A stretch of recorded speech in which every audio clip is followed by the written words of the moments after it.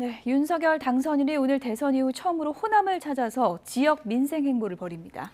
장관 후보자 논란이 불어나는 가운데 속도를 조절하던 대통령실 인선은 이르면 오는 24일쯤 발표될 것으로 보입니다.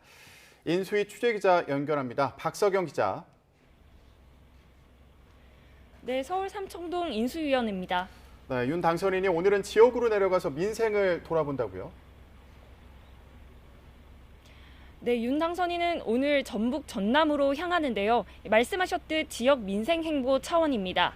당선 후에 찾아뵙겠다던 지역민들과의 약속을 지키는 겁니다. 특히 전북 지역으로 이동하는 비행기에서 새만금 개발에 대한 보고를 듣고 이동 경로상에 위치한 새만금 지역 일대를 조망합니다. 지난주 1박 2일 일정으로 대구와 경북을 방문한 이후 두 번째 일정입니다.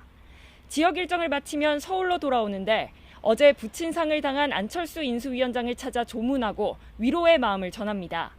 내일부터는 또다시 경남 지역을 순회하며 1박 2일로 지역 일정을 이어갑니다.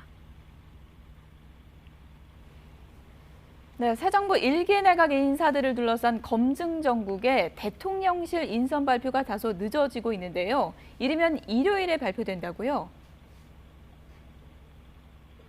네, 대통령실 참모 인선은 이르면 일요일 오는 24일에 발표될 전망입니다.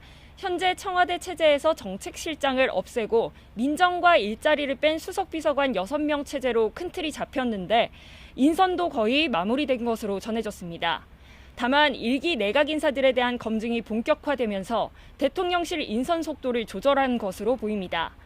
먼저 정호영 보건복지부 장관 후보자는 경북대병원 부원장, 병원장으로 재직할 때 두 자녀가 의대 편입학 전형에 합격하면서 이른바 아파찬스 의혹이 제기됐습니다. 정 후보자는 자녀 학점과 영어 성적, 무작위 추첨 면접관 배정 등을 근거로 부정행위가 없었다고 연일 해명하며 필요하면 직접 조사받겠다고 강수를 뒀는데 여론은 싸늘한 상황입니다. 민주당에서 자녀 병역과 관련해서 허위 진단서라는 의혹도 제기했는데 정 후보자는 오늘 출근길에서 수일 내로 공신력 있는 병원에서 재검하겠다고 말했습니다.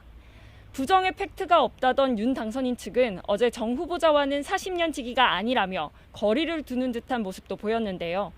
윤 당선인 측 핵심 관계자는 오늘 아침 YTN과의 통화에서 지금은 후보자의 시간이고 청문회까지 지켜본 뒤 당선인이 임명 여부를 결정하는 것이라며 다시 한번 사퇴론을 일축했습니다.